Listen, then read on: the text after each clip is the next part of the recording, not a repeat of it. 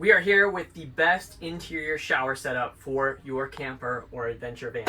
So I want to show it off today. I want to show you how to set it up, how to tear it down, as well as give you some considerations to decide if this is for you or not. To set up your shower, it's pretty straightforward. First thing we're going to do is we're going to take our shower curtain, which we already have hooked up to these first two hooks here. So whether you have it hooked up already or you have it floating around somewhere on a shelf, just grab it, hook it up to these first two spots closest to the front cabin. And then I'm going to undo my bungee here. I'm going to undo the bungee down low, and that'll allow me to fold this out. Now you'll notice that this little clip right here is not magnetic or anything, so it's a little bit stronger than that. It's actually just going to kind of go float on top and click into place. And so that first part is completely done. Now all we're going to do is let this fold down, and that's going to be like the first step. After that, we're going to grab the corner furthest towards the back cabin, and we're just going to peel that Velcro off, and this will actually become the corner of our shower that's closest to the front. And then we'll grab this inside corner, bring it to the back, and then I'm going to grab these bungees and put them in the pre-placed hooks, and all is well. Now, what you'll probably notice is that, first off, this isn't touching the ground. Second off, the other issue is it's not really aligned. So we actually have a little bit more work to do, which is that the bottom of this is actually, what you're gonna see is we've got these straps with these little buttons. And so this shower pan, you'll notice, has got these little grooves cut out in the corner, and like there. And so these are actually just gonna clip, not really clip, more so than fit right into place. And as we do this, you're gonna notice that the tension on the top is gonna, and honestly throughout the entire curtain, the tension is gonna kind of disperse and it's gonna look like a perfect fit. So, yeah, let's just get this last one in.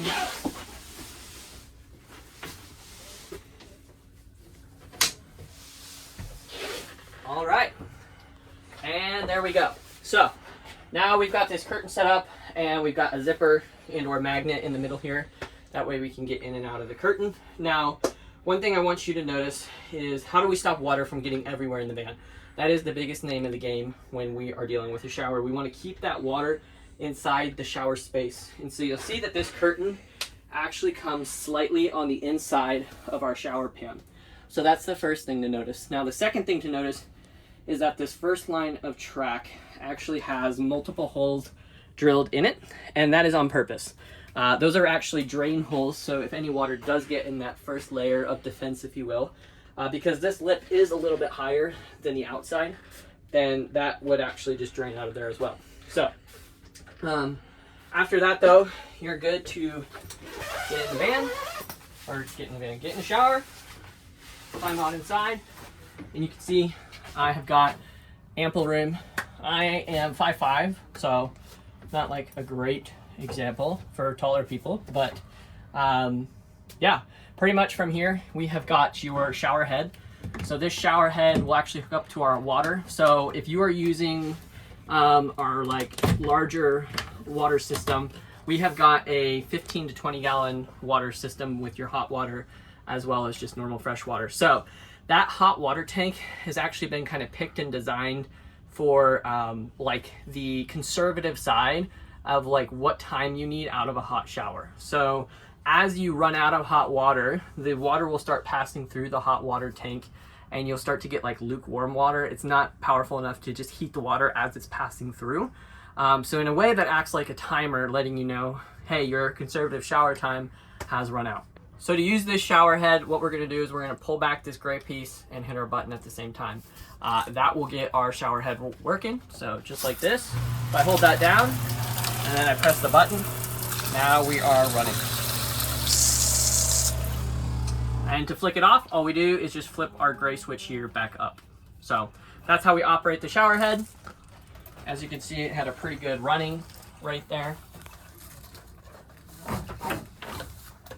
And we will clip it back into place.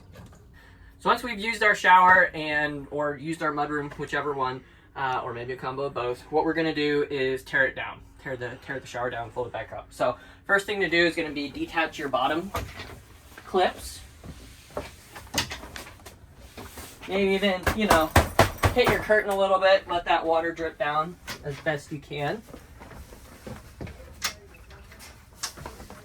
All right. So once we've got that taken care of, what we're going to do is we're going to unclip this back side corner first, and we're going to fold that inward. And we're going to see what we have these Velcro pieces right here that are going to attach. Make sure our bungee is kind of on the outside so that we can roll that up later. And then we're going to take this outside corner here, closest to the front cabin, and fold it backwards. Again, another piece of Velcro. So once we have that done, what we're going to do is roll up from the bottom. So the thing I want to point out is, for the most part, this is out of the way of our front living space here, right? And so most of the time you may actually want to leave it like this for a hot minute and let the thing dry out and kind of air out before rolling it up.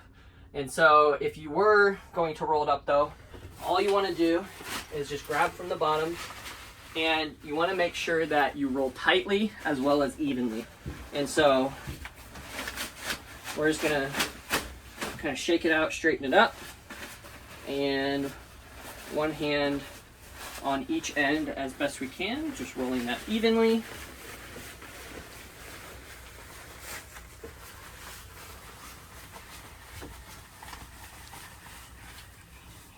And boom. Now, if you wanted to leave it rolled up like this, you can. I think the way we designed this was to fold in half, so I think that's what most will do.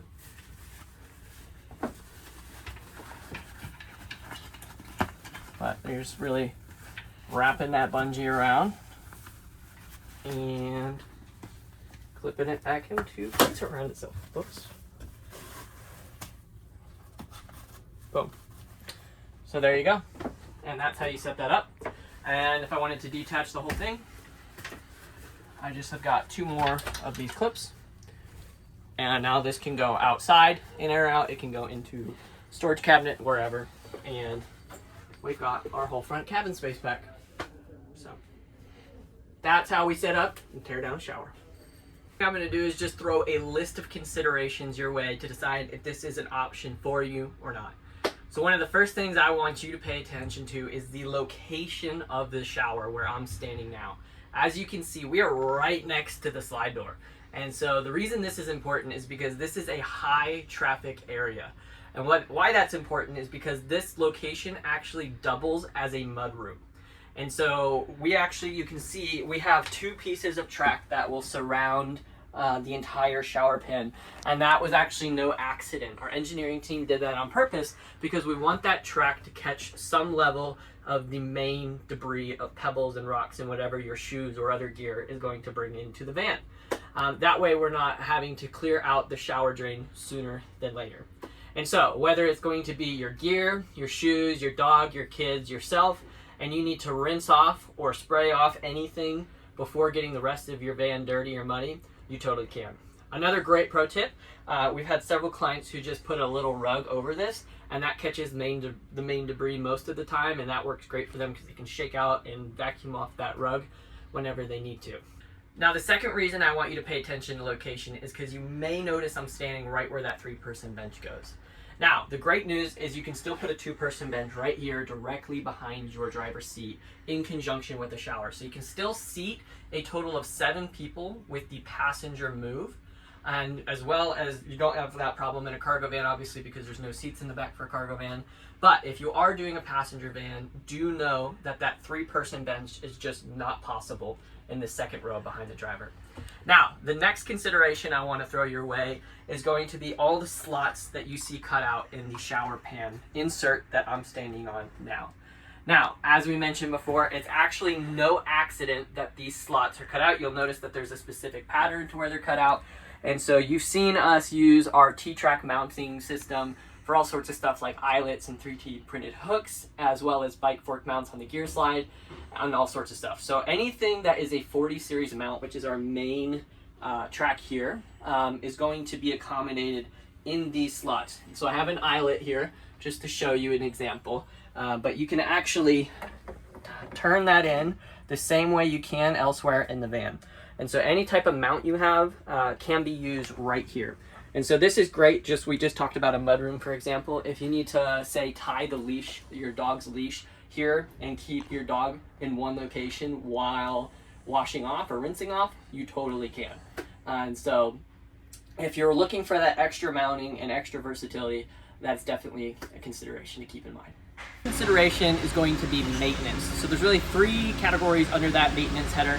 And so the first one is going to be winterizing, second one is going to be emptying your gray water, and the last one is going to be cleaning out your drain pan as well as gray water tank. So first thing up, I just want to show you how to empty your gray water in winterizing.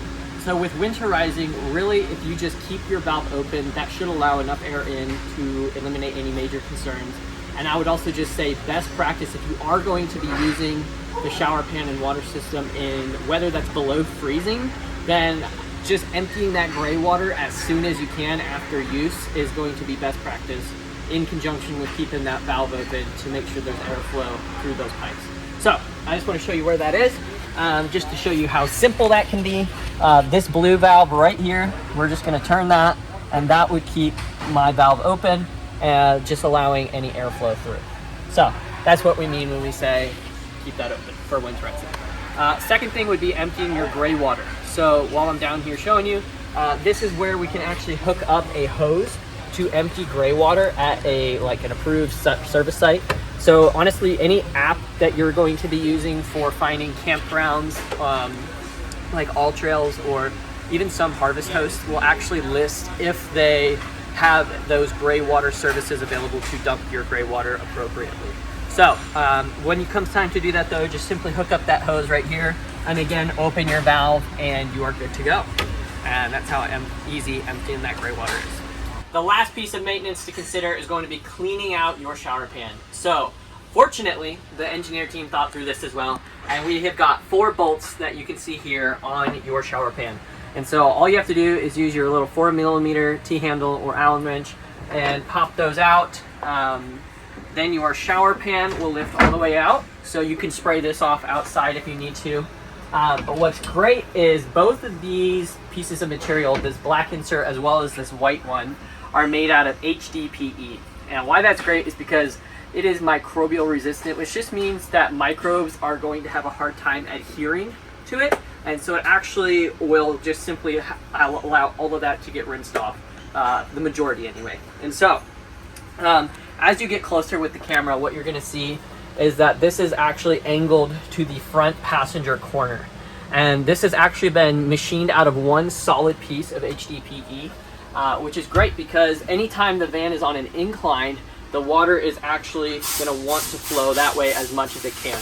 And so what I would say is if you are comfortable sleeping at whatever incline you are parked on, more than likely that is going to be enough to where water will still drain out if you're comfortable sleeping. But honestly, a little pro tip for you, we've had many owners who just buy these little levels on like Amazon or at a local hardware store, and they'll just mount them to our T-track throughout the van. And so what I would do is put one right on your bulkhead shelf, one right above up here next to your electrical panels and your rocker switch controls, and I would just see what the level is on an eyeball before I set the shower up. But again, if you're comfortable sleeping, more than likely that's enough for this to drain with the kind of incline we've built into the shower pan for that reason. So all that to say, once we have this removed, all we have to do is rinse this off and wash all of our debris, rocks, dirt, whatever it is, out of here. Any snow should melt. Another great benefit of this is it's a little bit thicker than your like aluminum shower pan, right? And so where that aluminum would just let all that heat inside the van or cool air inside the van escape, this will actually have a higher R factor and help contribute to some level of that insulation. And so I'll let you say we've got like 1.5 inch pipe here, and that will lead down. And again, as long as we have that air valve open, should be enough to avoid any major concerns, as long as we're following those best practices mentioned earlier. So yeah, that's essentially how we clean out this pan, and pretty straightforward. Just rinse it out and throw back your shower pan back on, And then the last thing to do to clean out, which we'll show you in the back, would involve lowering your gray water tank. So our gray water tank is actually taking the place of the factory spare tire. For most clients, that's not an issue because they're not doing road tires. They're actually beefing up to bigger tires, which don't fit in that spare tire anyway. And so we actually have rear tire carriers if you are still interested in an alternate spare tire carrier but still want this gray water tank. All that to say, we also have other 6-gallon removable jerry can systems if you're wanting an alternate option for a different water system that still gives you the option of your factory spare tire. Anyway, if you're needing to remove and clean that out, what we're going to go ahead and do is use our factory provided tool here, and we're just going to lower that spare tire. Okay, and so come under the van with me and I'll show you like a couple things to do. This van is actually still in production, so I'm not actually able to lower it and show you the full service. But first thing we're going to do is going to unscrew this gray handle here. Okay.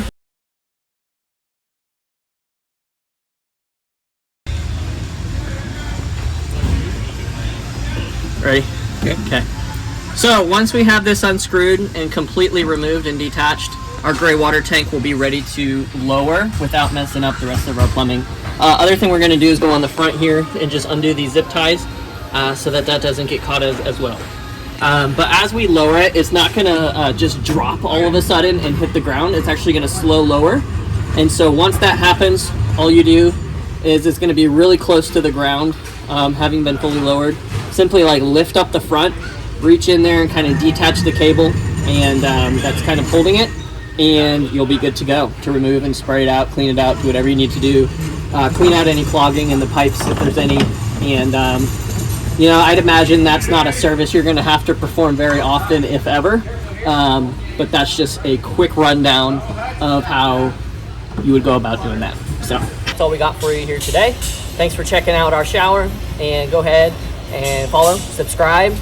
And I dare you to check out one of the other cool features we have in this 2024 Move model. We'll see you next time.